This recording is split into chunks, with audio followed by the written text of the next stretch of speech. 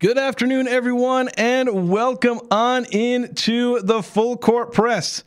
Jason Walker by myself today, as Eric Frandsen is not here in studio.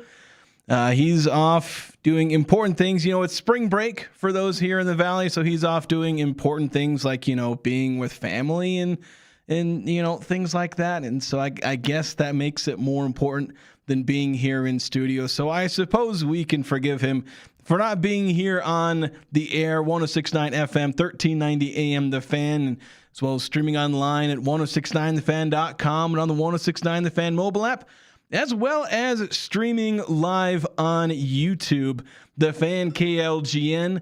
I noted last night that we passed 100 subscribers, which I know there's YouTube channels, I have millions of those, but it grew a lot faster. There are a lot more people who have kind of jumped on the train with the YouTube channel. Heck, loyal listeners have been watching the YouTube channel. We've picked up new followers through YouTube, so we're really glad to have all of you on board. Again, I say it as just kind of part of just a flurry here at the beginning. We're glad, however you're listening. Like, I don't say that just to say it. I do actually mean it. So we're glad that you joined the show, listen to it. For those of you who want to text in, join the show via the text line, you can do so, 435-339-0321. You can also text in our message, and I don't know what the word is, chat in, I guess, is what the YouTube chat, if you're listening there. ABC123, ABC99, saying they're here. So glad to have you all in on the line. We have a few texts rolling in. Let's really quickly get through those, as it'll help us lead into our topics. We're going to talk about the Ben Jacobson press conference. I've got video clips, I think 8 different clips from Ben Jacobson, Cam Walker, and also one from Brad Mortensen, covering a few different topics. Partly like, why on earth did Ben Jacobson choose to leave a place he'd been at for 25 years? Timing had a lot to do with that, but covering different topics like spending, what is Utah State doing as far as spending? Like, what are they spending that $4 million buyout on? All those different things. So, however, whichever of these topics you want to chime in on, feel free to do so. 6676 texting in, though, saying Eric Frandsen rocks. Nice hire, I think. Eric Frandsen is pretty chill. This came in before the show, before anything. I think this was Monday evening. So this wasn't sent in after I mentioned Eric wasn't going to be on the show today. 5374 texting in and saying, I was listening to your interview with Cam Walker about Ben Jacobson. When you ended with talking about the herd, Cam said that they discussed moving the student section with the herd's leadership representatives. Is that common for student sections to have leadership committees of sorts? I thought that was awesome. Yeah, I don't know if it's common. I'd imagine for those that are like organized into there's a specific entity. Granted, most of the student sections I'm aware of have kind of a name and something to it. You have the show over at San Diego State, the herd at Utah State.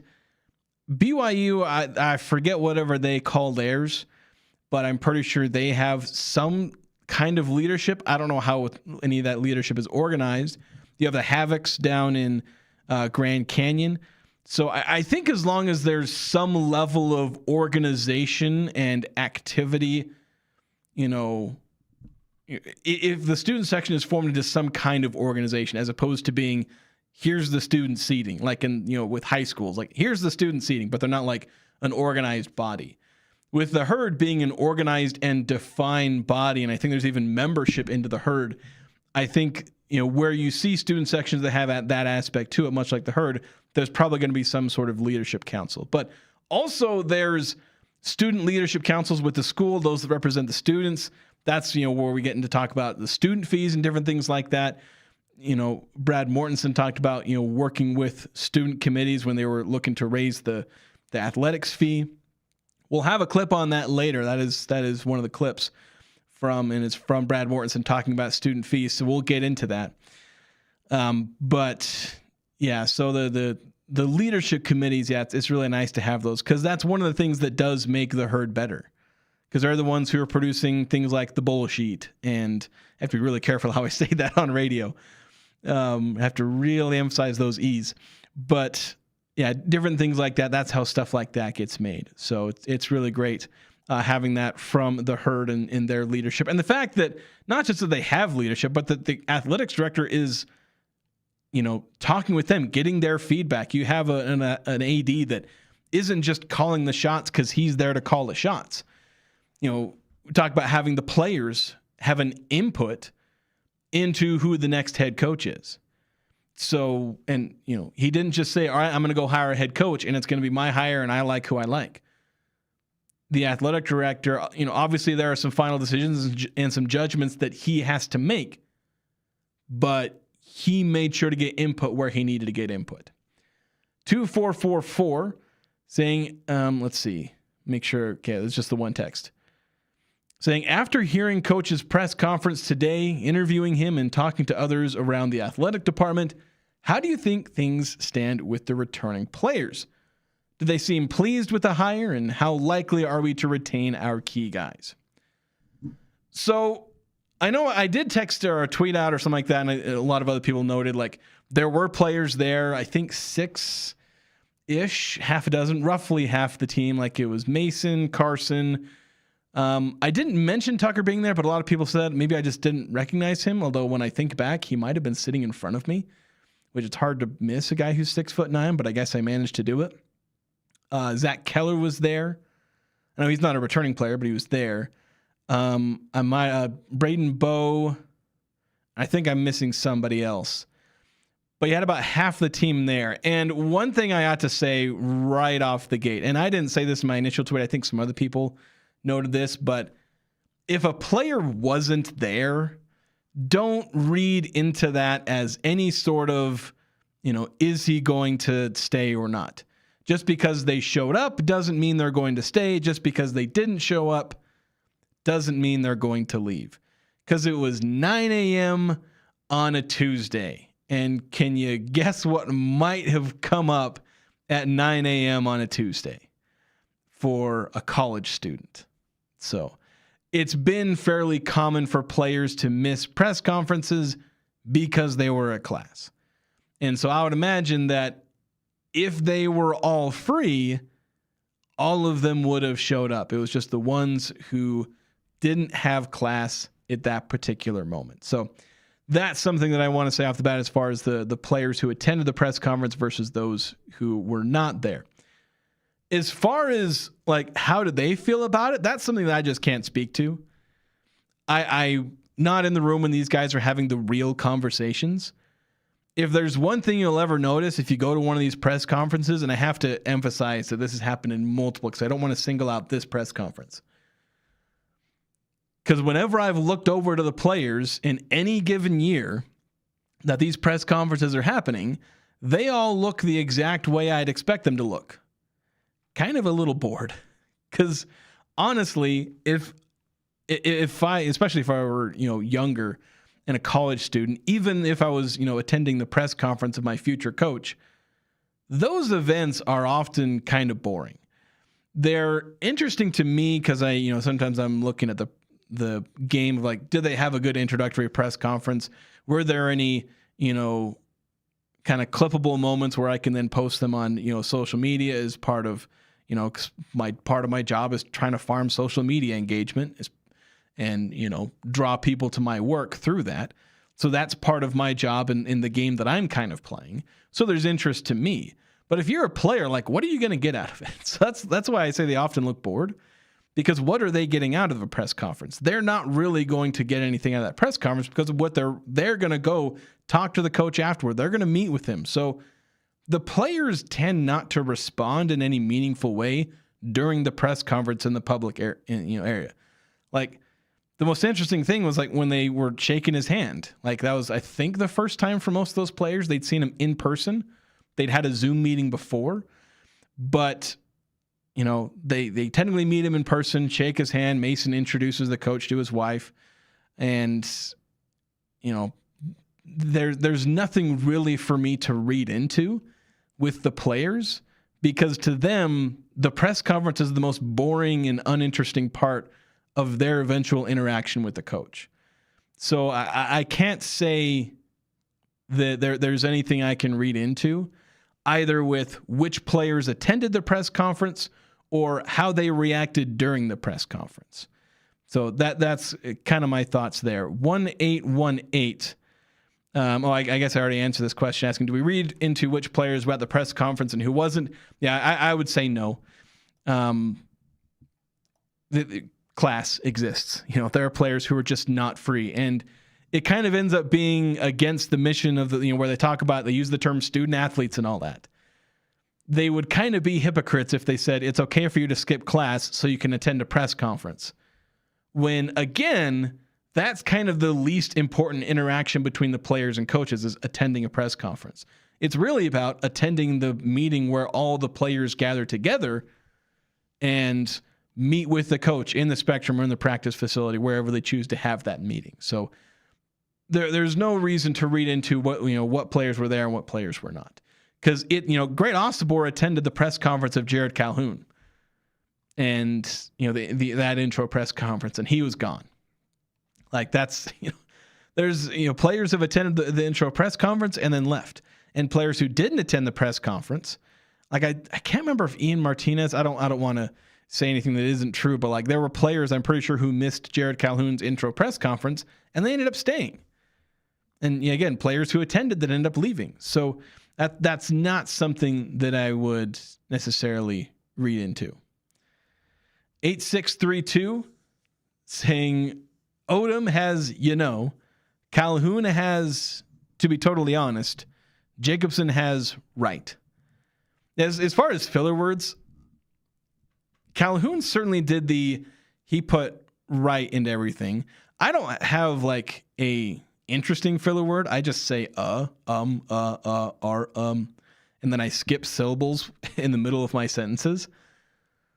But that's one thing you pick up on pretty quickly is, especially when you transcribe quotes. When you transcribe the stuff that these guys say, you pick up really quickly on their filler words, how they'll finish sentences, which coaches are great at speaking in mostly complete sentences, and which coaches will start a sentence with one point and then finish on a completely different point and not really have a clean transition. Bronco Mendenhall does that all the time, and it drives me crazy trying to transcribe quotes. Because when he's speaking, it all makes sense. When you're listening to the clip and you're listening to the full conversation, he's obviously communicating his point. But once you translate that into the written word, that becomes a little trickier. And suddenly you start having to, include in the brackets, like, this is what he's actually talking about, or and different things like that. Stuff that I don't like to do, but sometimes is absolutely necessary. So yeah, when you'll listen to some of these guys and you'll hear you'll pick up on their filler words pretty quickly. 9315 with a couple of texts saying, Eric says fam, but is the listener of the Full Court Press family. Yeah, maybe. You guys are a lot like family to us. We gather together every single day. See, there's my filler word. I don't have anything interesting there. We gather every day as friends here on the Full Court Press. And then the other text from 9315 saying BYU calls their students the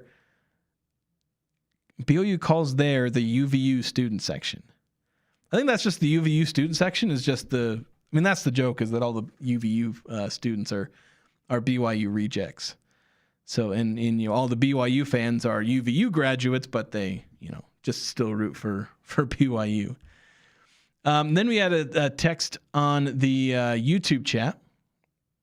A few of these, again, ABC123. My question, why was the herd so quiet? Both the AD and Coach Jacobson spoke about how loud the herd is, but they were silent during the press conference. Yeah, that one was a little awkward, where Cam Walker and I think Ben Jacobson were also kind of fishing for like a little hoot and holler from the herd. And the thing is, I was sitting toward the front, And so like when I walked in, I took a picture and saw there's some standing room only. A lot of the chairs were filled.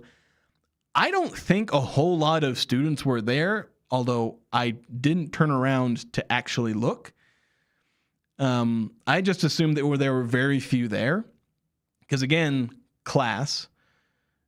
And most of the people there were retirees or people who could take off work, a lot of donors, super fans, different things like that. The kind of people who have the time and devotion to the team to show up for a 9 a.m. press conference, which there were a lot. Like, again, for a 9 a.m. press conference that was streamed, you could have sat at home, gone to work, and just streamed it.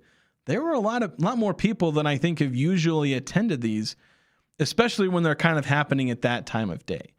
So while I don't think there was a lot of representation from the students themselves, for, again, reasons that probably equate mostly to their status as college students and needing to be at class at 9 a.m., or, they couldn't stay for the, maybe they had class at 10 a.m. and they, couldn't stay for, they couldn't attend because it would have bumped up against them going to class. So I think the reason the herd was quiet is because not many of them were there and there wasn't a whole lot of organization to it. Another chat from this person from ABC123 saying, I think he also said fellas. I'm gonna have to go back and listen. I'm sure he did. There's a lot. There's probably a half hour or more. I think his initial comments plus the questions we asked during the introductory period was, I think, about a half hour. And then we also had a 20-minute interview where the media were just sitting down specifically. So we had probably an hour's worth of content, which I'll be publishing the video of all the extra videos, because we had after that press conference was over, we all went up into a different room and again had about 10-15 minutes with Cam Walker, Brad Mortensen, and then, as I said, about 20 minutes with Ben Jacobson. So we'll be posting all those like full videos on the YouTube channel a little bit later. Eric might have actually already posted his on his Twitter. It's his videos because mine were a little weird and my camera was acting up, but we should have all those videos up later. But we'll be playing clips of those throughout this show. So stay tuned. We'll have those as we discuss this introductory press conference and kind of our thoughts and everything here. 9315 texting and saying it's called Reverend and Respect, plus you got to earn it. Just like with the fellow shots play no and win not. I'm sorry, 9315, that came across as German to me. I'm not sure where you're going with that. 4989, one last text before we hit our first break. Says, all the speakers of the presser worked with the basketball team really hard to stay. Any word who's in and who's out? I have not heard anything specifically. I'll just say my impression is that Mason and Carson are fairly likely to stay. That is not a guarantee that either will stay, but I think Mason, Carson, and Jordy Barnes are probably the players, might be the only players that I'd give a higher than 50% chance likelihood to stay. Where exactly I'd put them in that, more likely to stay range, because there could be a massive difference between a 55% chance and an 80% chance.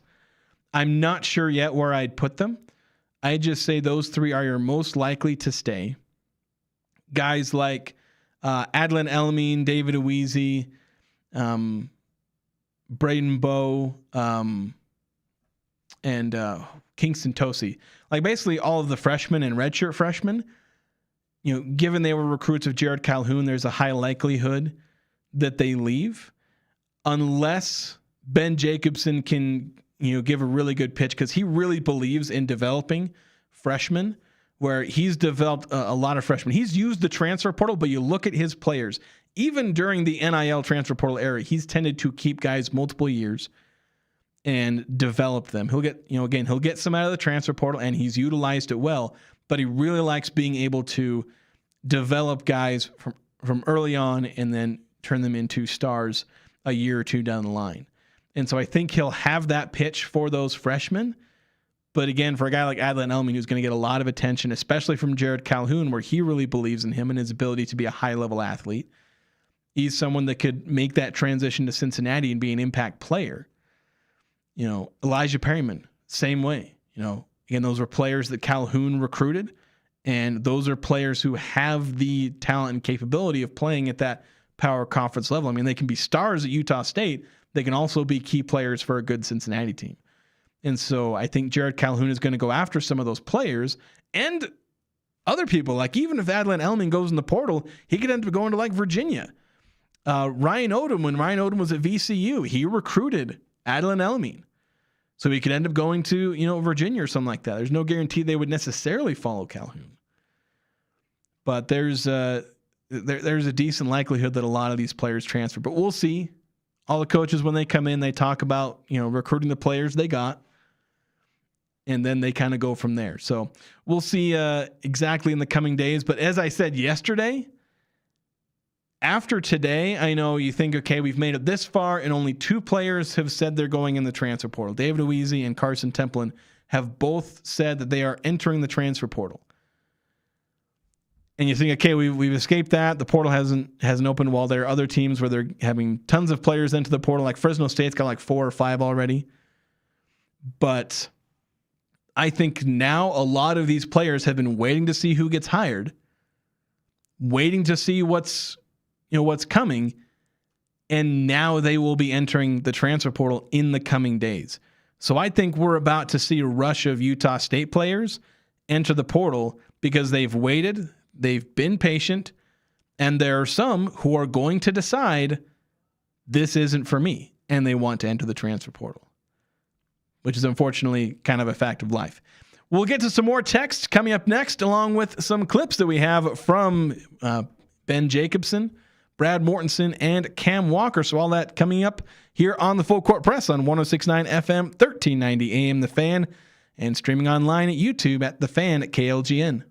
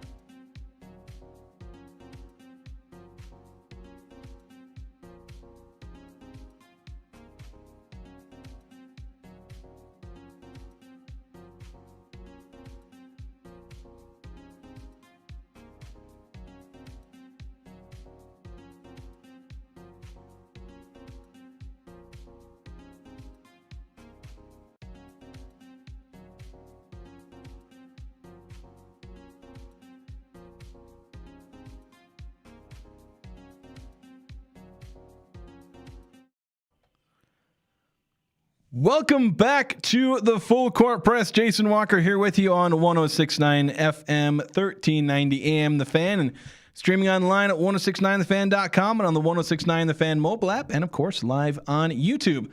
The Fan KLGN is where you can find us on YouTube, see video streaming. We're going to have some clips. There'll be obviously audio playing over the radio, be able to see Ben Jacobson and Cam Walker and Brad Mortensen. I keep, like, every time I say Ben Jacobson, I keep wanting to say Brad. Like, I'm mixing up Brad Mortensen and Ben Jacobson, and it is driving me insane.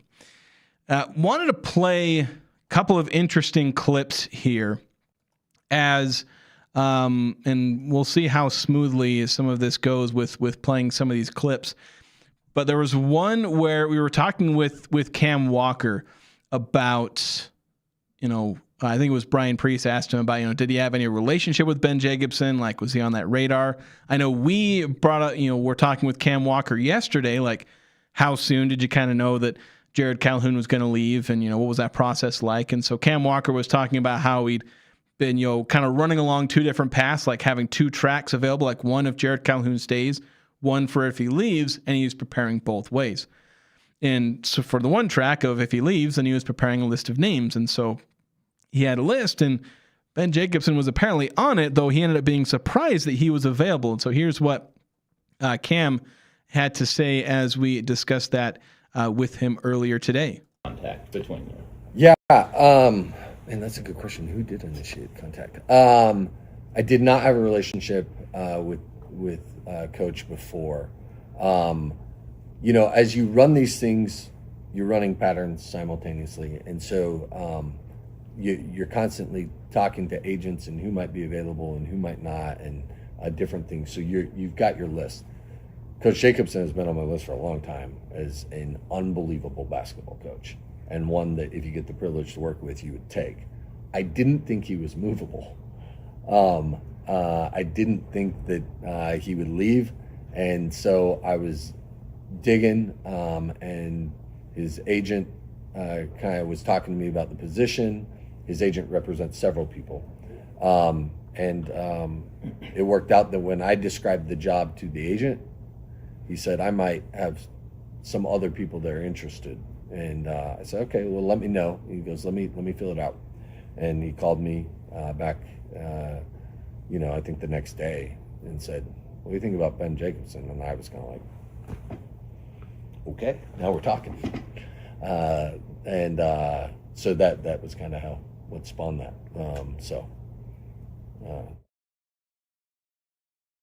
Yeah, that was kind of interesting where, obviously there's mutual interest. And again, Cam Walker talking about this yesterday said that, in kind of the discussion of like, are you chasing after somebody or are they chasing after you? Which of those, did you see how much of either dynamic did Cam Walker see? Guys he had to pursue and maybe convince to maybe take the job, and those who are maybe having to convince Cam and like applying for the job saying, hey, look, I'm qualified for the job. And as he explained, like, neither of those is particularly great. You want to have mutual interest, because if Cam Walker has to convince you to take the job, that's not a great sign. Like, why don't you want this job? If you don't want this job, we probably don't want to hire you, even if you're qualified. And if somebody has to convince Cam Walker that he's qualified for the job, then his resume probably doesn't speak for itself. And so Cam Walker talked about having Ben Jacobson already on his radar. And then when he found out that, hey, Ben Jacobson was interested, then things went pretty quickly from there. So shout out to Ben Jacobson's agent about that, which again goes to show that agents end up playing a lot. Like, people talk about, was Jared Calhoun talking with, this team or that team? It's like, well, it's usually the agent.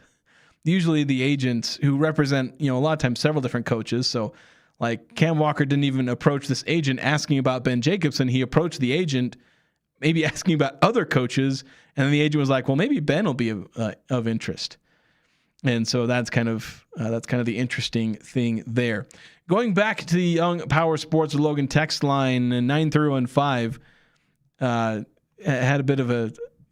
Now I understand. Later, clarifying his earlier text was kind of a speech to text amalgamation, where we were talking about the herd, whether or not the fact that they were a bit quiet. saying it's called reverence and respect, as in they know when and when not to make noise, just like with the foul shooting in the spectrum. Also, you got to earn it before the herd is going to acknowledge something, I believe. It may be. Is that part of the culture? You don't cheer for the coach until they are actually coaching, I guess? I don't know. It was, like I said, I think the main aspect of why the herd was quiet is because I don't think there were many there. And again, it was kind of, it also wasn't, very, I don't know. Cam and Ben are not like particularly energetic and charismatic in a way that's going to kind of immediately draw, rowdy behavior. I don't know if that's the right way to put it. They're much more calm and collected. And so when they're speaking, there's kind of this, it kind of has this kind of reverence. Again, reverence or just kind of calm, aspects. It brings a calmness to the room. And then when they're speaking in again, this calm and dignified manner, suddenly they're asking for people to be rowdy. And it's like, it's not really that's quite the change in tone and atmosphere. And the atmosphere didn't necessarily call for suddenly there to be a bunch of hooting and hollering. So again, there's multiple reasons that play into why the herd didn't suddenly start cheering and all those different kind of things. 2982, first time texter. Thanks for joining the Young Power Sports of Logan text line. Asking anyone from Northern Iowa you hope joins the squad. And is he bringing his whole staff over to Logan with him? As I've heard, I think he's bringing just about everybody. I think most of his staff, and that's fairly typical, is that the vast majority of their staff will follow them. I think all of Calhoun's staff followed him to Cincinnati. And I think most of his staff, when he came from Youngstown State, followed him. I think kind of the one notable addition he made was Eric Hout. He brought him on as an assistant. That was kind of the one major change. So we might see a change. One or two coaches shifting around, but I think it's pretty much going to be the entire coaching staff. So get familiar with some of the names there. I haven't looked up any of them. I haven't really had time to get invested in his assistant coaches, even though they'll obviously be part of the game there. But I haven't really looked into that. As far as players I would look at, and we're going to get into kind of a transfer portal wish list. Not so much that I'm going to be describing specific players that the Aggies should add, because that's not really a great game to be playing at this point with the fact there's going to be thousands of players in the transfer portal, or at least hundreds. I don't know if it'll be little thousands. It'll be over 1,000. I don't know if it'll reach the multiple thousands. But if you're window shopping Northern Iowa's roster, and I'm going to go back to that roster just so I can make sure I get these players' names right. There's essentially two, though I've heard a third name that may end up following. You'd also keep an eye on their freshman recruits. There are a few. I think they have a 3-star recruit out of Wisconsin. I think his last name's like Zenz. It's like Xavier Zenz, I think was his name. Where he's pretty solid player out of Canada, Wisconsin. Maybe might as well be Canada if you're that far north. But he's like a 6'6" wing. Haven't really dug into him. I looked up a little bit, but keep an eye on some of the freshman recruits. But the two like rotation players from last season that again you're kind of window shopping for, that's Leon Bond, the 6'5" junior wing. Well, he'll be senior this upcoming year. He's a former top 100 recruit, went to Virginia, left Virginia to go to Northern Iowa, and has had a couple of decently productive seasons with the Panthers. Last year averaged 12 points, 4.5 rebounds, 1.5 assists. A really nice athletic player. He's got decent quickness, decent athleticism. He's a decent scorer. I don't know if he would come to Utah State and average like 18 a game the way that Ian Martinez and MJ Collins, they both kind of did that. They're athletic wings that are good scorers, good shooters, and they jumped over to Utah State and became all-conference, second team all-conference caliber players. I don't know if Leon Bond will make that transition, but I think he can be a decent scorer for the Aggies. The other one to watch out for, Will Hornseth. he's a guy that stuck out a lot more on film as I've watched him, where, I see someone who he's a 6'8" forward, 230, 240 pounds, averages 4.5 rebounds. And you think, okay, this guy is maybe kind of like Carson Templin, where he's a decent rebounder, half decent scorer. He gets involved in a lot of handoff options and actions, and so he actually has a decent number of assists, though most of them aren't really like creation passing type assists. He's usually handing it off to a guy who shoots after he sets a screen, so he gets credit for an assist. So he's not like a high level playmaker, even though he's averaging 2.2 assists as a 6'8" big.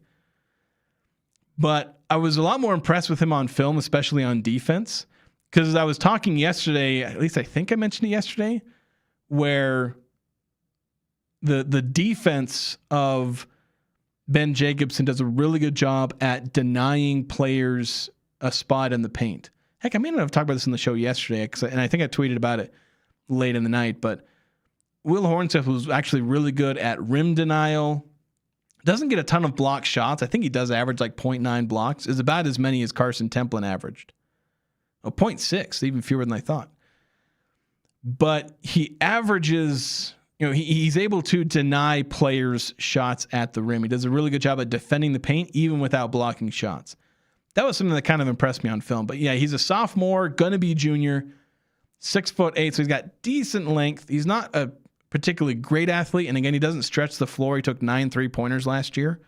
So even though it says 44% shooting, 9 3-pointers in 35 games. But he's an interesting guy to keep an eye on. Could they pair him with Carson Templin? That would certainly be interesting. But to me, you're looking at Leon Bond, Will Hornseth, and another name I heard was Gian Hutchins. He was a freshman who was kind of on the fringe of the rotation. I think he played every game, but he only averaged 8 minutes per game. So he's in for like one stint in the first half, maybe a stint in the second half, and he's in a little bit more if it's a blowout. So, but he's a freshman, so there's some room to grow there for that particular player. So let's take another quick break. When we come back, we got a few more texts coming in. We'll continue to be playing clips from the press conference and aftermath from again Ben Jacobson's introductory press conference at Utah State. So that's coming up next.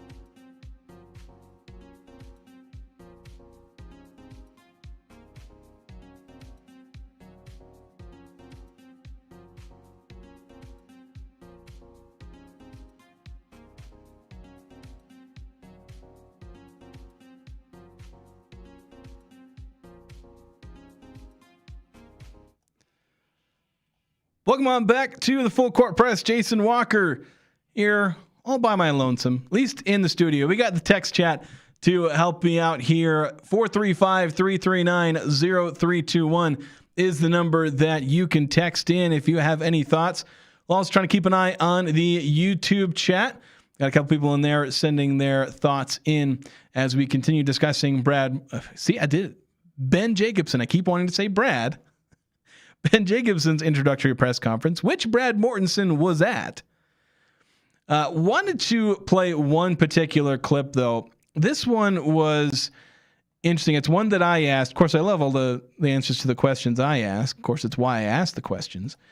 But I asked Ben Jacobson about the pace of play. And, his teams have ranked near or at the bottom of adjusted tempo when you look at KenPom, and that suggests a slow, plodding, some would say boring style of play. Now, I asked Coach about that. Hey, some people, they say you have a boring style of play, and it was also something I asked because when he was describing, there was another question he was answering, and he brought up like playing fast and physical. That was his quote, fast and physical, as he said. I certainly believe the physical part, but fast, the numbers weren't necessarily adding up there. So I asked Coach Jacobson about that. Here was his thoughts on that. Coach, this is Jason Walker again. You mentioned earlier playing fast and physical. I know we're kind of talking about styles, but maybe I'm reading too much in the numbers, but they've talked about how your teams play a little bit slower paced, kind of deliberate. You saw it correctly. Yeah. Is there kind of a change in style, or is there an aspect to when you say fast and physical that isn't necessarily showing up in the numbers? Yeah, so I'll just use this year as an example, and there's we've gotten that over the years. Part of the lower possession games and that pace comes from our defense. Our defense has been good, and some years it has been great, and when it is, it takes the other team a little longer. The hope is they aren't coming down and they're shooting it in 7 seconds because they're open. Are you following me? So when people talk pace and the tempo and they think just offense, right? Well, when our defense is really good, it takes them a little longer. So that by itself takes some of the possessions out of the game. And then I've always loved the other side of it. And I'll get to this year here in a second, but I've always loved the other side. We hear that a lot, with our offense, and then we'll play somebody and they'll be like, whoa. And the conversation will be similar, like, well, I see these tempo numbers, and you just went out and you're throwing it up and you're shooting a 3-5 seconds into the shot clock. Whether it's an opponent or maybe a fan. So those numbers don't tell the entire story. We're going to play in transition, right? And we're going to find that shot before the defense gets set. Now we're going to execute if we don't get the one that we like, but I trust these guys. Now they're going to go find one, right? And they're going to have the freedom and confidence to go do that. This year specifically, our starting two guard and our backup point guard, both were hurt for most of December.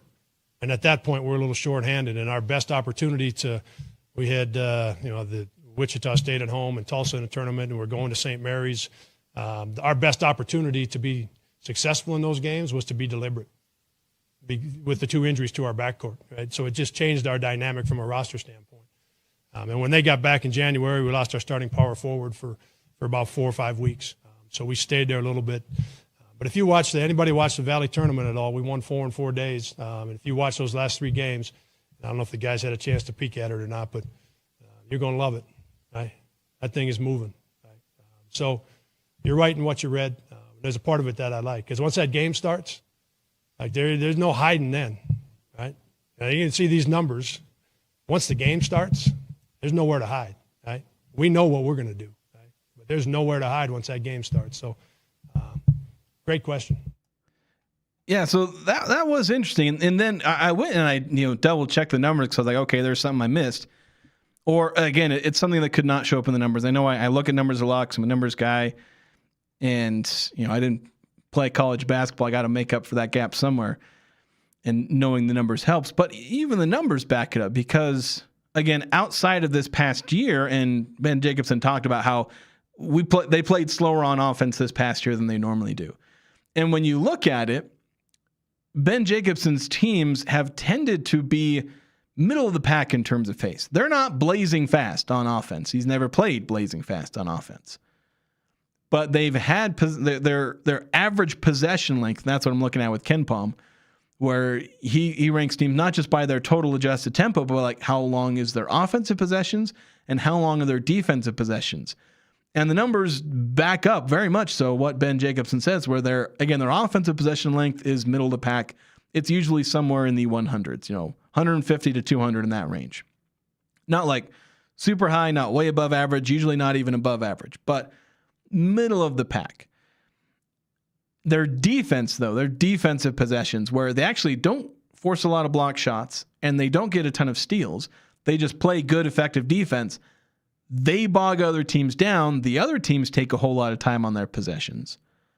And then they get a defensive rebound, and that's their defense. And then they get out there and they'll run if they have, if they got room to run, they're going to go out and run.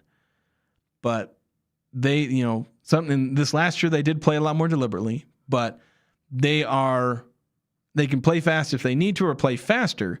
But it is much more of their defense that slows teams down than their offense being the culprit in creating slower pace of play. We got one more break in this hour. We've got a couple more texts and also some stuff on the YouTube chat we'll get to, talking about players coming from Northern Iowa to Utah State. So we'll get to that next here on the Full Court Press.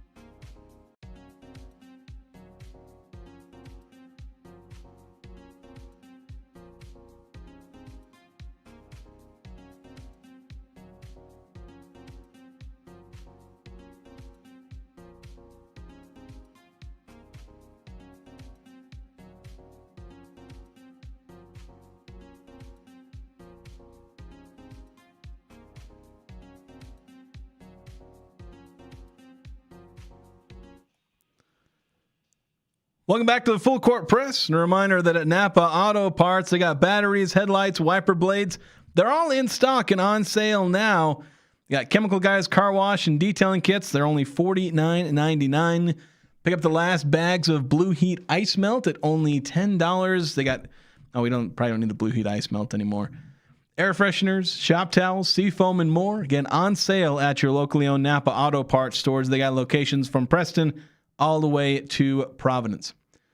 So a couple of texts and kind of YouTube chat. Let's see if I can get all these in the last couple of minutes here. It was on the YouTube chat. Braden Clark asking, do Leon Bond and Hornseth pair with Mason and Carson? Feels like two guys who do the same things. Well, Bond would come in and play the MJ Collins role. Now, I said I'm not sure if he could completely replicate, but you don't need the exact amount of production from the guy who's going to come in and fill MJ Collins' role. He'd come in and play small forward. That's where MJ Collins was at. And so he'd do that because MJ Collins wasn't a big on-ball creator. Mason was a bit more on-ball. Of course, he did still play kind of off-ball as a two-guard. It wasn't really a primary ball handler and pick-and-roll guy, at least at volume. And MJ Collins like that too. A lot of off-ball stuff. And I think that, and again, while it's a different system, it's hard to say that he would take MJ Collins' role because it is a different coach, different system. But I think Bond would pair perfectly fine with MJ Collins. Say you had a starting backcourt, say Elijah Perryman sticks around. You get Elijah Perryman, Mason Falslev, and Leon Bond. That'd be a really nice 1-2-3. Now, as far as Hornseth and Templin, that's one that I would be I'm not 100% sure if that one works. Hornseth and Carson are both small ball fives who don't necessarily have the athleticism and quickness to play kind of a modern power forward. Carson is starting to get the shooting, and that's kind of the one thing that makes me think maybe it could work, is that Carson could stretch the floor a little bit. Hornseth cannot. He's a non-shooter. Maybe he improves this upcoming season and can maybe attempt one per game and make it at a 32% rate. Carson, where he shot 40% in conference play, he really improved late in the season. I think he could shoot 35% next season. He'd have the shooting to play power forward. I don't know if he'd necessarily have the athleticism where you're going to face a lot of athletic fours and a lot of four-guard lineups. I don't know if they could pair together that way because those two play a very similar position and very similar role. And it's hard for those two types of players, those two archetypes, to be on the court at the same time, even if they're your two best big men. So that's the one I would question more is because Bond can pair perfectly fine with Mason. Carson and Hornseth, that would be an interesting pairing if it was able to work. 5338 saying, I would welcome any players that Coach Jake wants to bring with him as long as they are bona fide Pac-12 caliber players. Yeah, and those two players, again, Hornseth, maybe, I'm not 100% sure about him, but he was a little more impressive on film once I got to watch him a little bit more. Leon Bond is. He was originally recruited to the ACC, and he was doing really well on a Missouri Valley team. That's going to do it for us here in the first hour. Stick around. We got details on Coach Jacobson's contract and more from his introductory press conference.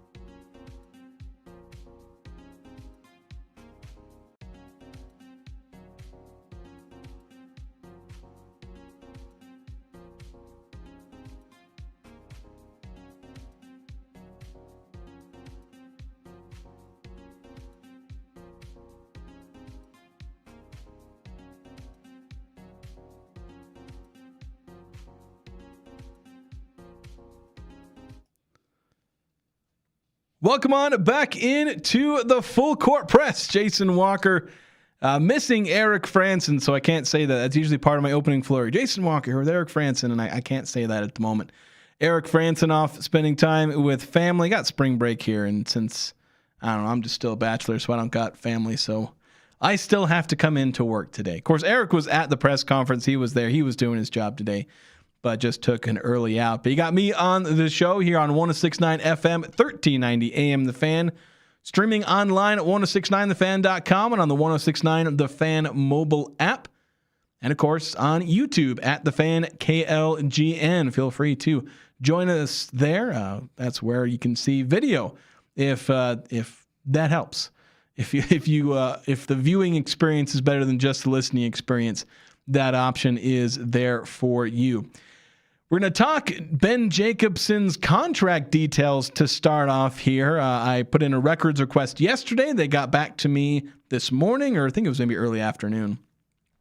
It was after the press conference. Would have been nice to get that before, but it's not like they were colluding. It just takes them a minute to get those records out. At least I don't think they were colluding. But we'll talk about the contract details. How much is the buyout? Because, of course, that is an important aspect to Utah State head coaching contracts, because there's a lot of money. There's a lot of issues that Utah State has had with keeping their coaches. So how much do the Aggies get if they lose their coach after a year or two? So we'll get into that. Do you want to get to this text really quick from 1818 asking or saying, I wonder if the economics surround Adlan Elmine, for example, and how much USU is willing to pay him and his role for the Aggies. We could pay him as much as Mason, but is he bringing Mason value? Or is it better for the Aggies to get someone to fill his role that is a little more affordable? I think this is an interesting point, and economics is kind of the right term to be using, because Utah State, and let's say Calhoun pursues Adlan Elmine and offers him an amount of money. I don't know. I don't have a great reference frame, because like last year you were probably, it's definitely kind of high six figures for a player who's like Mountain West caliber starter, or in this case now a Pac-12 caliber starter. I think that number was like 300,000 or something like that. It's probably gone up. So Adlan's probably in the high six figures, borderline seven figures. But I'm not 100% sure on that. I don't want to take that as gospel. But Cincinnati could make an offer, and to them, the money they would pay Adlan Elmine would be fringe starter, maybe even bench player type money. It's not the highest they're paying. It is a nice amount of money, but they're paying him, for their level and for their amount of budget, they're paying him at the level of a bench player or fringe starter. And so if he comes in and performs like a fringe starter or even bench player, he's performing exactly to expectations of his contract, how much money he's getting. He's worth that money. If Utah State paid him the exact same amount that, say, Cincinnati would offer, that relative to the Aggies' budget is you are a top three player on the team. And so if Adlan Elmine came in and played essentially like he did last year, say he doesn't take a massive jump. Adlan Elmine this last year was a fringe starter. He would play 20, maybe 25 minutes. Now, at his best, he was one of the more important players, and he certainly played big roles. He was a leading scorer in some of the games, leading rebounder in some of the games, a massive defensive impact in some of those games. I don't want to downplay the ceiling, but start to finish, game to game, Adlan Elmine was like your seventh or eighth best player on the team. By the end, you could argue maybe fifth or sixth, maybe. But if you paid him the kind of money that he might get at a power conference to go be their fourth or fifth best player, then for Utah State, that's the kind of money of being the first or second best player. So Adlan would have to become your first or second best player. Could he? That's a jump he can certainly make, but it's a risk. Are the Aggies willing to take that risk? Can they win a bidding war? Can they even convince him to stay? So there's certainly some aspects about that. And in 1818, I think certainly on the ball there with kind of wondering aloud about the economics of paying someone like Adlin, and would it be worth it to just go after somebody who may end up providing as much impact as Adlin could, but getting it at a cheaper price? So an interesting point to keep an eye on with that. I think that's all of the text we have at the moment. Let me check the live stream real quick. Okay, let's talk about the contract for Ben Jacobson. I want to talk a little bit about this because there were people who were almost concerned about this. So I put in the grammar request, the public records request yesterday, and let me jump in and look at it. And actually, I'm going to pull up on my own Twitter account the salary table, and we'll also look at the buyout figures. So his Ben Jacobson's contract starts at $1.2 million, and it goes up by $50,000 every year for a 5-year deal. So by the end, he's making $1.4 million. And a lot of people were surprised at how low that was. For reference, Jared Calhoun was set, I think, was set to make $1.85 million. I think that was either this last year or maybe this upcoming year. I forget exactly which, but he was making a little under $2 million. And I think by the end of his contract, the salary went up to $2 million. And they were probably offering him, as far as like when they're trying to, convince him to stay, they were probably offering him north of $2 million. But Ben Jacobson, I did not expect him to get that kind of money. I think when people saw they were paying Jared Calhoun 1.8 and they only pay Ben Jacobson 1.2.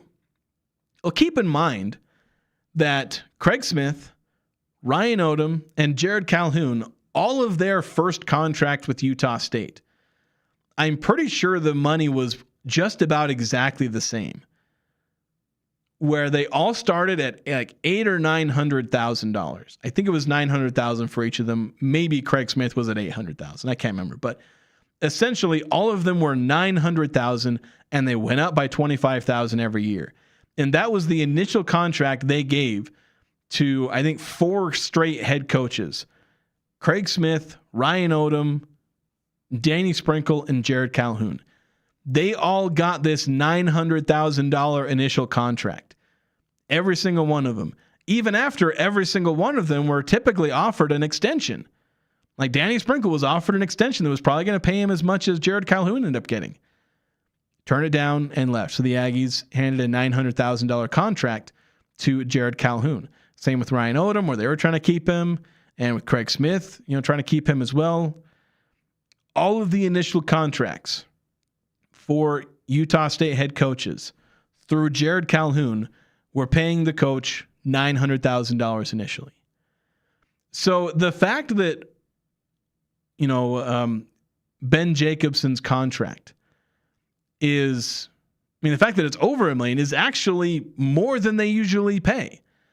But I think because Jared Calhoun was getting the $1.9 million roughly, I think there was maybe an expectation that they were going to pay their next head coach that same amount, when that's not how the Aggies have done it. And that's not how, and I know there's a change in leadership, and you don't always want to go with this is how we've always done it, so let's do that. But Utah State was not making a big splashy hire. They're going after somebody who's capable. They're giving him a raise, because I think he was making $900K at Northern Iowa. So you got to give him something of a raise. But Utah State wasn't going to hand a contract on the scale of Jared Calhoun's deal. They're not going to hand that to somebody who's just barely coming in, who isn't a proven commodity with the Aggies. Proven commodity at Northern Iowa, but he's not a proven commodity with the Aggies. Now, is the same thing with Craig Smith, Ryan Odom, Danny Sprinkle, Jared Calhoun. All of them, to some degree, were proven commodities where they were coming from, but not with the Aggies. They weren't proven with the Aggies, and so they had to earn that. And so Coach Jacobson getting $1.2 million, that's a solid raise for him. I think it's $300,000 or $400,000 raise for him. And so that's, he's getting that raise. The Aggies are paying him more, so it's a move up for him from Northern Iowa to Utah State.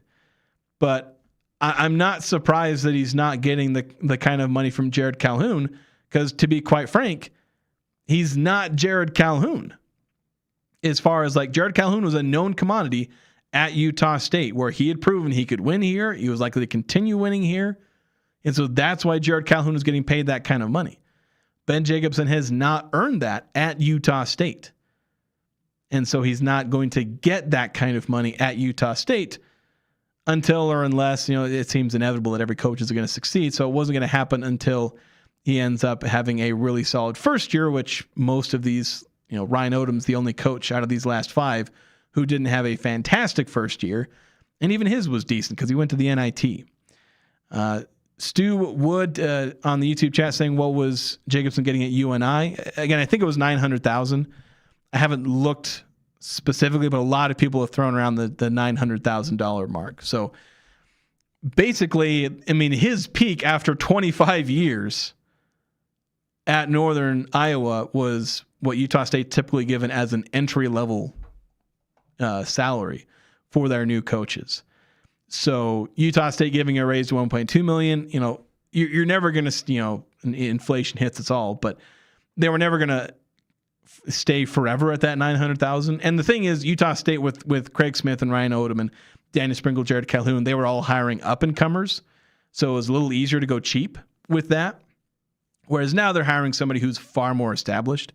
So you end up with paying a little bit more initially, but again, you're not paying him like second contract type stuff. 7994, fact checking me, helping me out. Doing a quick Google search on the initial contracts of all the recent head coach.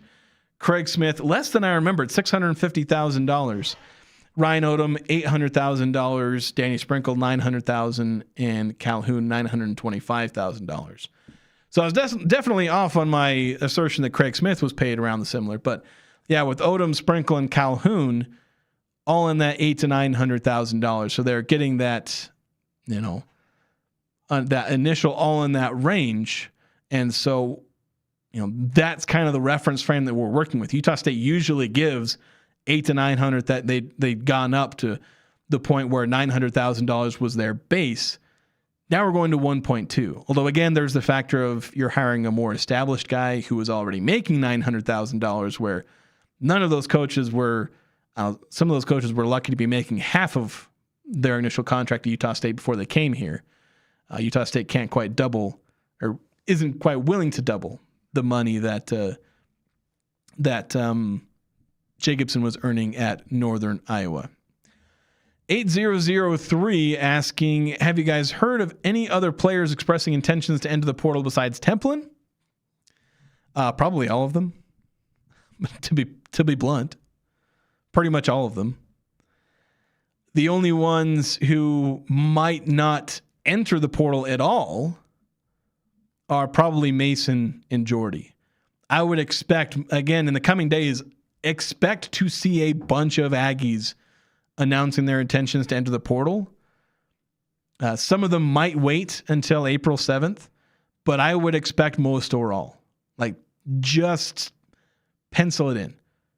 Pencil it in that you're going to see that being said, and I'm considering coming back to Utah State, but I'm considering all my options.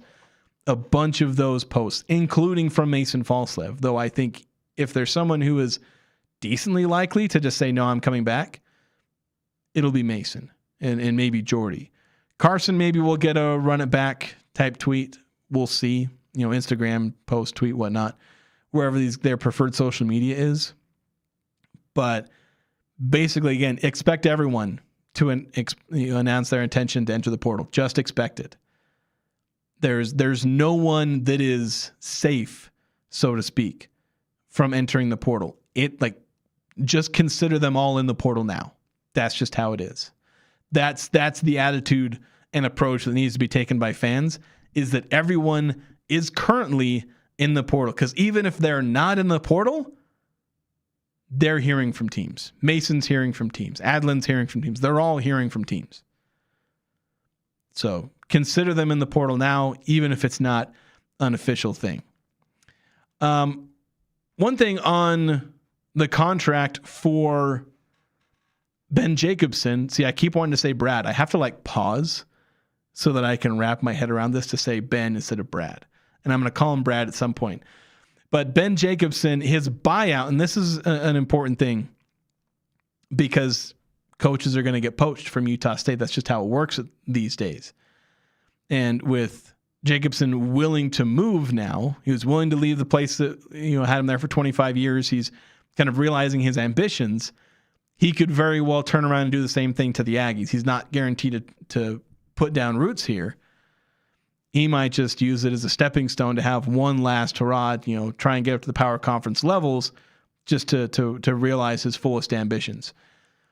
But so if he ends up doing that, the buyout for his contract is 75% of the money remaining. Now, the transition between years happens on March 31st, April 1st. So on April 1st of each ensuing year, that is when the buyout goes down.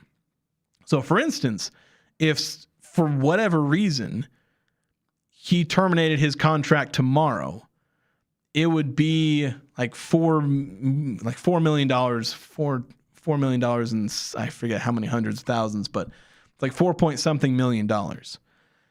After the end of the first year, on April 1st, the buyout goes down to about 3.8 or 3.9 million. Then it goes down to, I think, it's 75% of the remaining money owed. So again, it's 4-point-something million, 3.9 million, and it goes down until obviously the end of year 5 where the contract just runs out.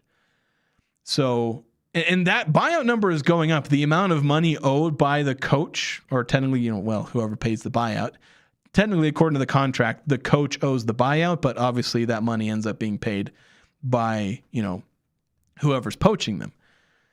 So for Jared Calhoun on his initial offer sheet, the buyout amount was 60% of the remaining contract. When they signed the extension, it was 70% of the remaining contract.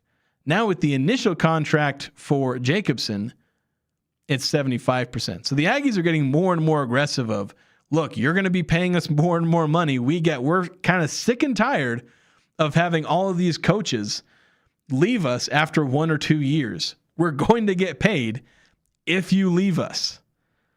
And so Utah State getting richer, they're not necessarily getting rich, but they're getting richer off of losing their head coaches. So say Coach Jacobson takes this team to a 30-win season, and for whatever reason, whatever his dream job is, say Iowa State pops open for some reason. I know they've got a great head coach. Say that coach gets poached. Well, then they need a new head coach, and they go after Ben Jacobson.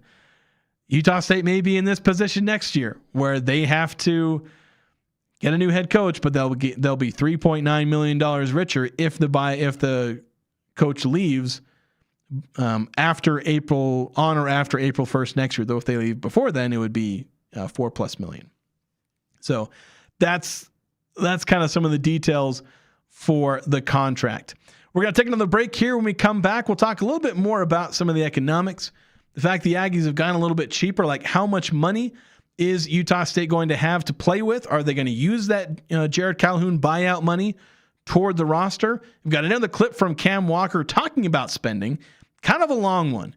We asked him a bunch of different questions, like myself, Eric Frandsen, others that were in the room, asking Cam Walker about the spending and how everything's kind of working in some of the nuances. So that's coming up next here on the Full Court Press on 106.9 FM, 1390 AM The Fan, and streaming online at 1069thefan.com and on YouTube at The Fan KLGN.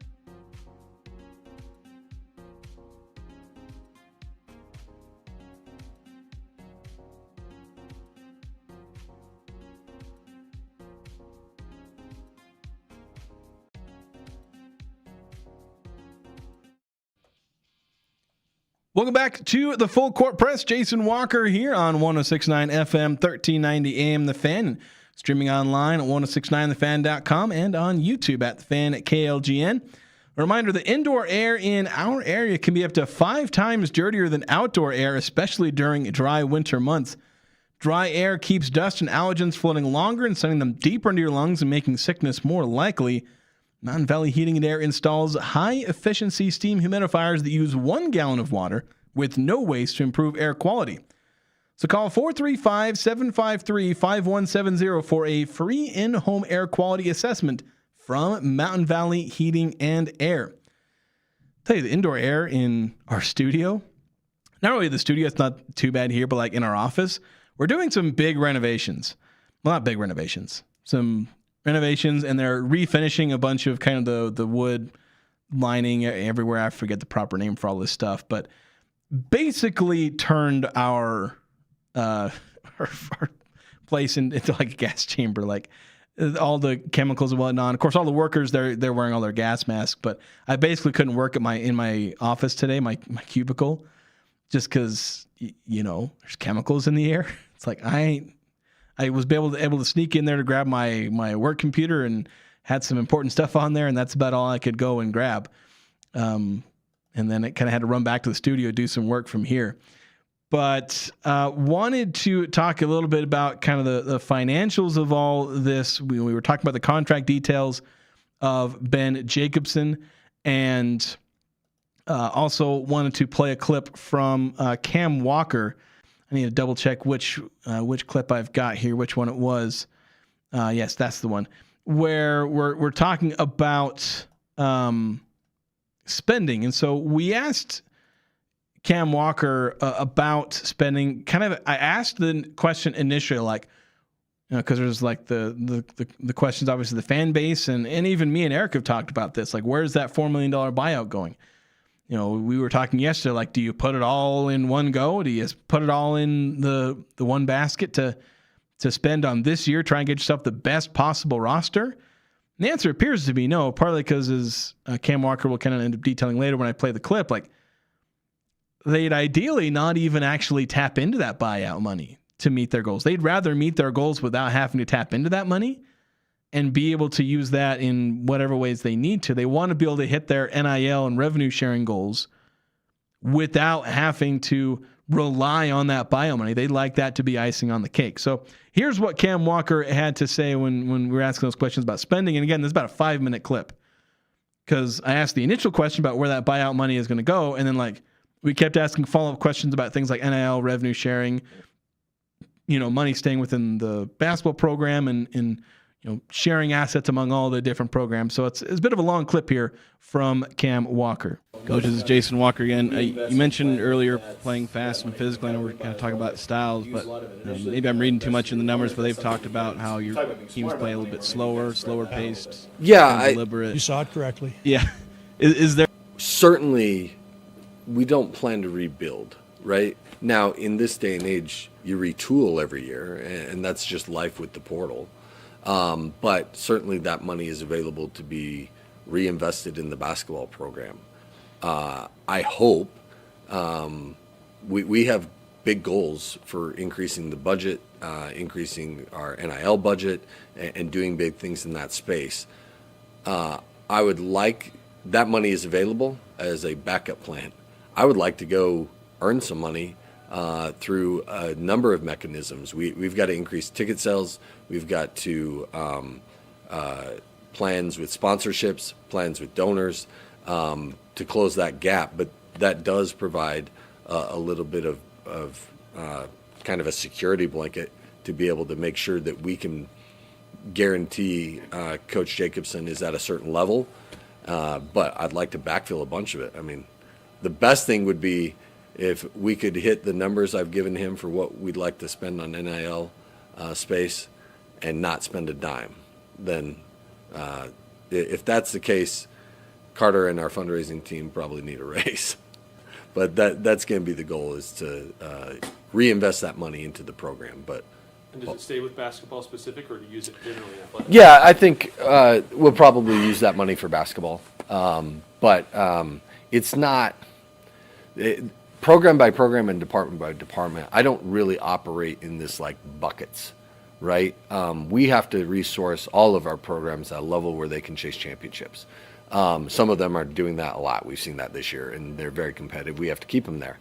I don't view it as every dollar, and we have to get programs out of that mindset too, right? Sometimes they're like, well, that's the travel budget.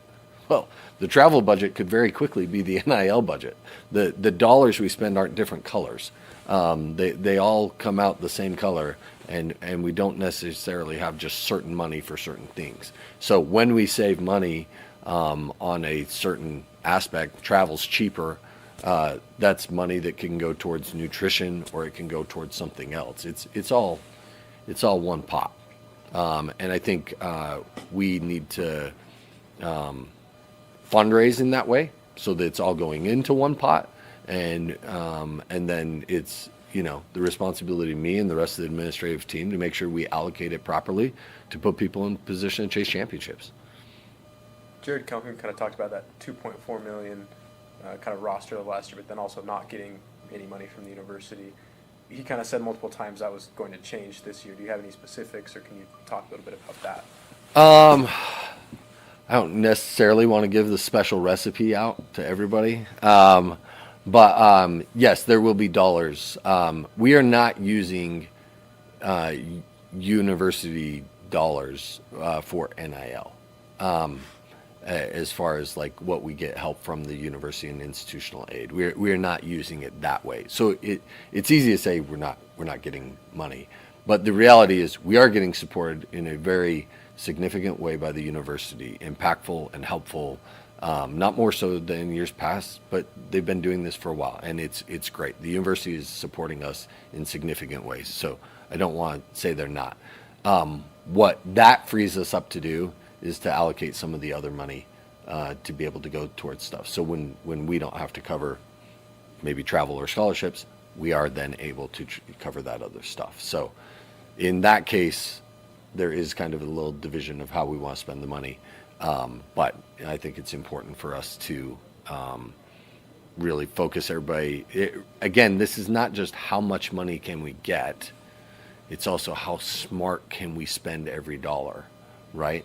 If somebody has 150 million and I got 50 million, but I spend it 3 times smarter than them, well, now we're competing. So with like NIL and revenue share, there's kind of this almost blurring line where initially NIL was kind of a de facto salary. Now revenue sharing exists. Is there a transition happening from you seeing with schools, even Utah State, where you're going from NIL being that to eventually getting to where everything just kind of becomes revenue sharing, or is Utah State kind of sticking with the NIL being one base play? Yeah, I think it's semantics. NIL, rev share, internal NIL. I hear tons of different terms. The term I usually use is talent acquisition and retention. It's all the same thing at this point. It's all internal. Collectives and things of that nature aren't really operating at a great level.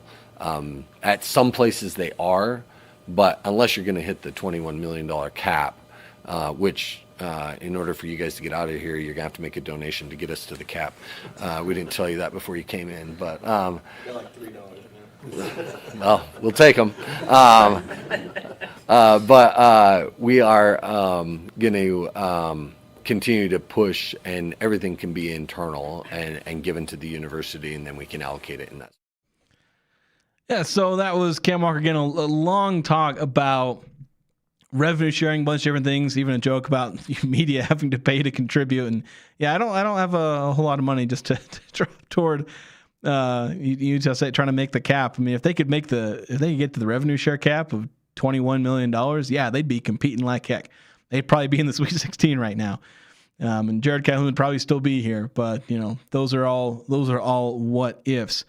And like with all this conversation, like I think that's where when people are talking about they're only paying Ben Jacobson $1.2 million. Again, a lot of this just comes down to Utah State is trying to spend smarter. They're not just going to throw $1.8 million at their next coaching hire because that's what they paid the last head coach. This is about being smarter with money. You got to be smarter with the money, or okay, you say you pay Jacobson $1.8 million. That's $600,000 you could have used to buy, get a player. That's $600,000 that could, if you're that, for one, that could just be a single player, but it also may be the difference between maybe keeping Mason Falslever, Adlin Elmine, or Carson Templin, that kind of money. Like, that could be the gap that shows up between, obviously I don't know if it's going to make up the complete gap between what they're being offered at bigger schools versus, what they're making at Utah State, but, does it get them far enough to where they can accept what is essentially a pay cut, the way Carson and Mason have been essentially taking a pay cut to stay with Utah State? That could be the money, either all in one go, that $600,000, or if you split it to $300,000 and contribute to a couple different players, like however you want to split it up, that could be the contribution to keeping players or not keeping players. Like that alone, that's $600,000, let alone all the other different ways they're trying to save money, like not having to pay a buyout. That's between, potentially, $900,000 with some guys, or $2 million, like, we're bringing up candidates like Mark Madsen and Eric Olin, $2 million buyout. That's Utah State's entire 2024 or 2025-26 roster. And you're wasting that to get a head coach who is maybe a slightly sexier candidate than Ben Jacobson. But instead you can have, Ben Jacobson, who has all the credentials you want him to have. Again, is he the sexiest hire? No. We've brought up the concerns, and there are some valid concerns there. But you're going to have a guy who is capable, who has a good record, who has experience. So he's got a lot of the the things on his resume that you want. And you're going to hand him the most money possible by having him come a little bit cheaper, by not having to pay a big buyout.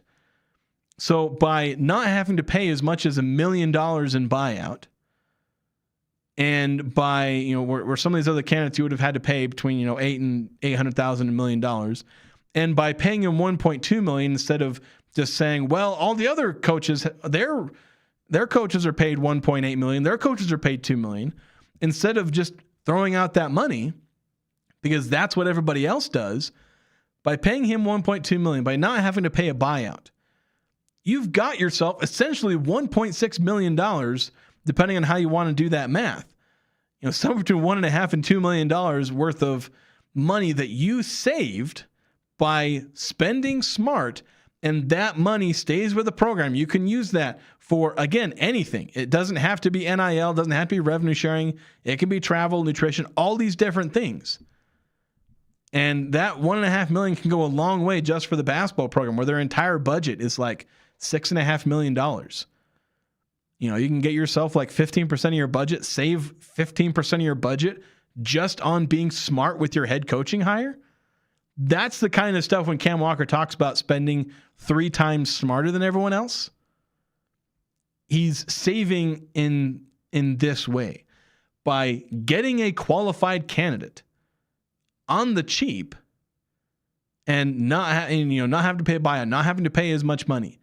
And all that money comes back to everything as far as basketball operations or the athletics department as a whole. So there's a ton of good that comes from this coaching hire. I think Utah State's done a good job in trying to balance spending and getting a qualified candidate. And that will help them maximize their potential for this upcoming season. So we're going to take another break. We got some texts coming in. We'll get to those next, as well as continue talking about, again, reactions to the Ben Jacobson introductory press conference here on 106.9 FM, 1390 AM The Fan, and streaming online on YouTube at The Fan KLGN.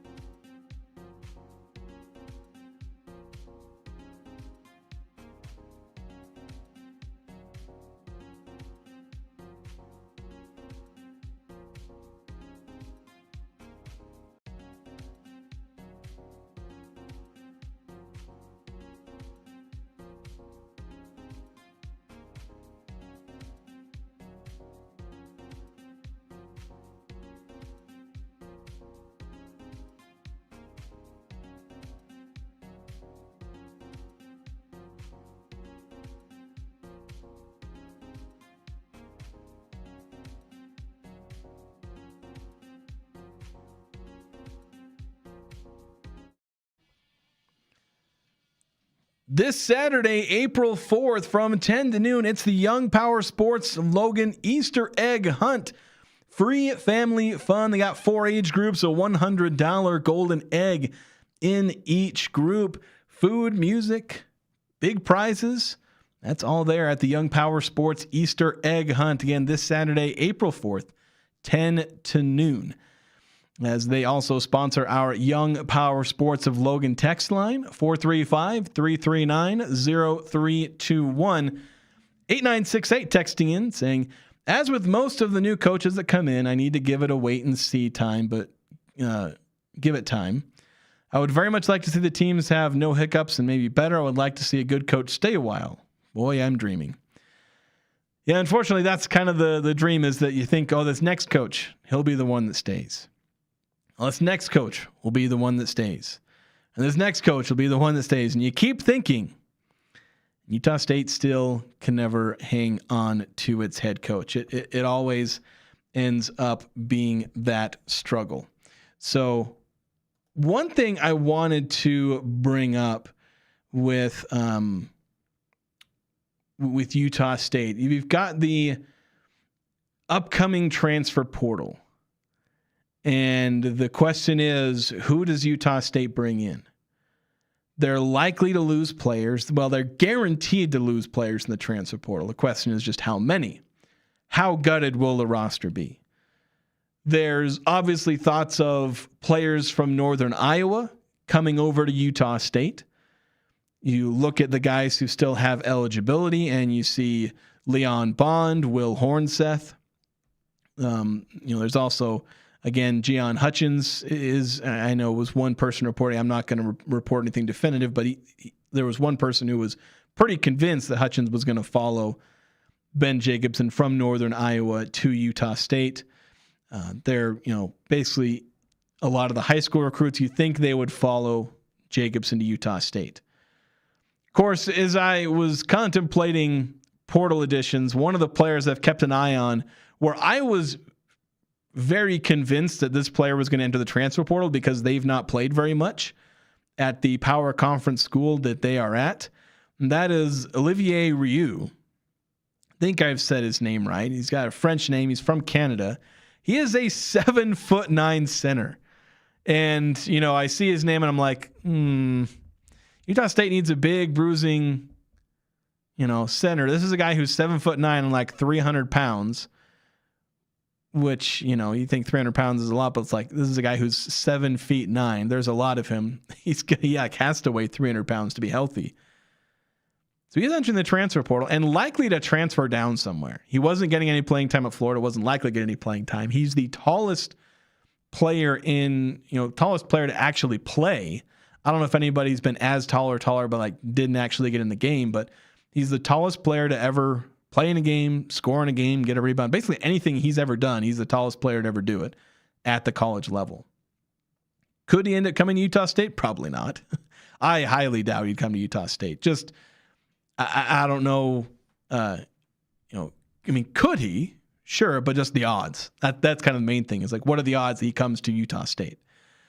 So while that kind of made me think about the transfer portal, so I'm not going to think specific players like I want this guy. Somebody, people on social media are like, I'm entering the transfer portal, and there are a lot of Aggie fans who will seek those out and they tweet one of those pictures. There's that one with Squidward who's pointing and says Aggie, or they post some GIF of Big Blue or something like that. The stuff that a lot of fans do, and I've got no problem with that. But I'm not necessarily going to speculate on specific players, although 1818 providing a specific scenario where Mason paired with Colby Garland is a dream scenario for me.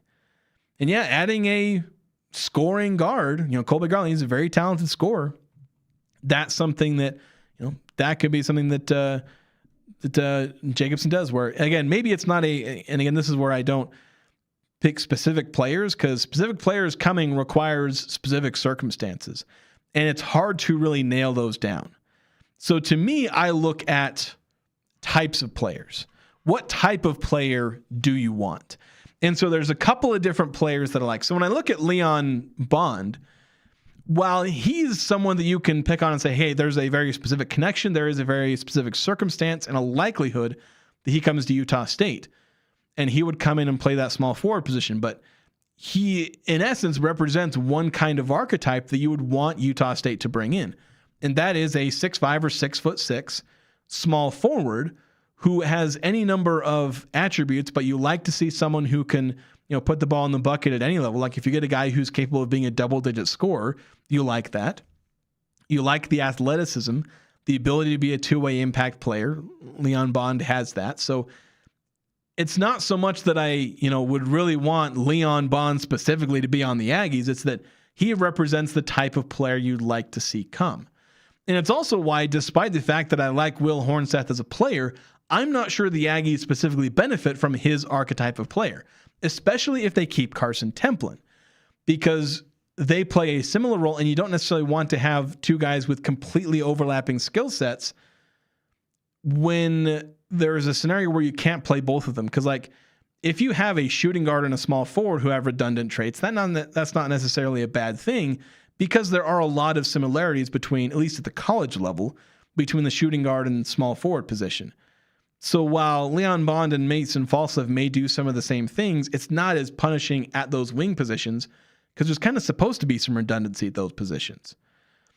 But it's harder to have, say, a Carson Templin and a Will Hornseth at, the power forward and center, because you tend to want different things from your power forward and center. There's some similarities, there's some overlap, but there are different things you want from those positions. And kind of similar to point guard and shooting guard, there are different things you want from those two positions. You can get away with playing two shooting guards or two point guards, but you tend to want different things from these different players. So you're looking for archetypes. So for me, I want to see Utah State, as far as getting a center. I know that the dream for everyone is get yourself a big 7-footer who can rebound, block shots, have a back to the basket game. But for me, I'd just like to see the Aggies go out and get a physical, likely at least somewhat shot blocking rim protector.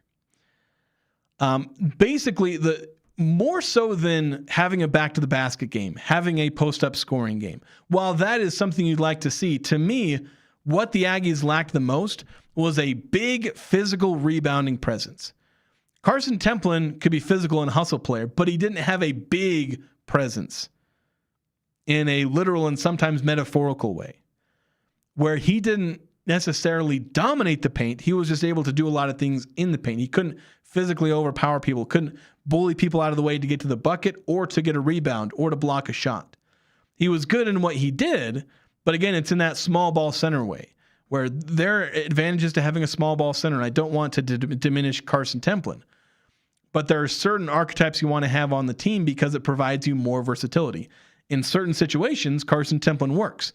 In other situations, Carson Templin has to take on a different role, and you need to have a player, like when you're facing Arizona and getting out-rebounded by 20, you need someone who can just go get a rebound that's 6'10", 250 pounds, and has the length, size, and physicality to go get a rebound in a way that your small ball centers the Aggies have had, Great Osibor, Dan Akin, Carson Templin, all of those guys, while they have worked in their own way, sometimes you just need a guy who has the length and literal size to do it. So for me, that's something that the Aggies could certainly use. And then I've talked about wings that have one or both of physicality. Again, you want physicality. Or you want someone with length. Ideally, you get both. But if you can get, if you can keep, say, a Kingston Tosi, he's got length on the wing to play power forward or small forward. He's also got some physicality, so there's that. Again, Leon Bond, he brings, decent length at that small forward position. Physicality and scoring, things like that. So those are some of the things they pick up on. You also need to pick up a point guard, whether or not Elijah Perryman sticks around. I think you could have Jordy Barnes and Elijah Perryman likely sticking around. Get yourself another point guard so the Aggies could use one of those. So that's kind of my initial wish list of, again, archetypes of players that the Aggies could look for in the transfer portal. We got to take one more break. Got another text coming in. And so we'll wrap up the show here next on 106.9 FM, 1390 AM The Fan. And Streaming online at 1069thefan.com and on the Fan and on YouTube at the Fan KLGN.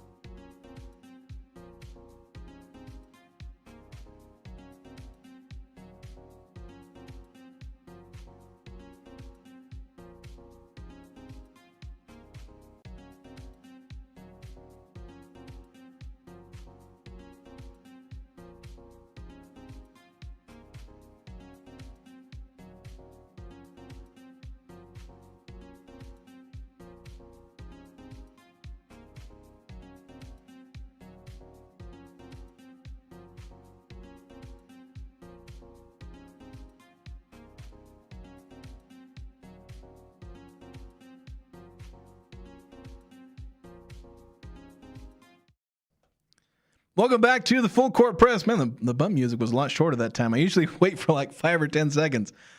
Of course, I waited almost 15 seconds, so apparently my perception of time is off. But we're winding things down here on the Full Court Press. Thank you so much to those who listened to the show. Again, talking about Ben Jacobson's introductory press conference and a whole bunch of other things.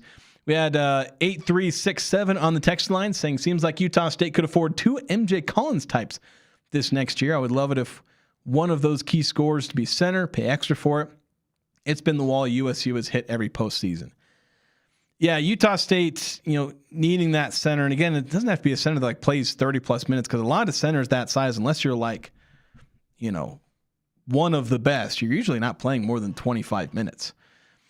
But say Utah State can get a player like that. They can play 25 minutes a game. You play Carson for 15 to 20. And you can get high-level play out of these bigs, have a big physical center. Because, that's the thing Utah State's like. Jared Calhoun talked all the time about wanting to have one, at the end of his first year. We're going to go get a center. We're going to go get a center. And then he got to the offseason, and turns out he couldn't afford one. So it was a little awkward. We had to come back. We said, you said you were going to buy a center. And he kind of had to dance around that, and they just never had one. They had good bigs. Carson Templin, Gary Clark, they were both good.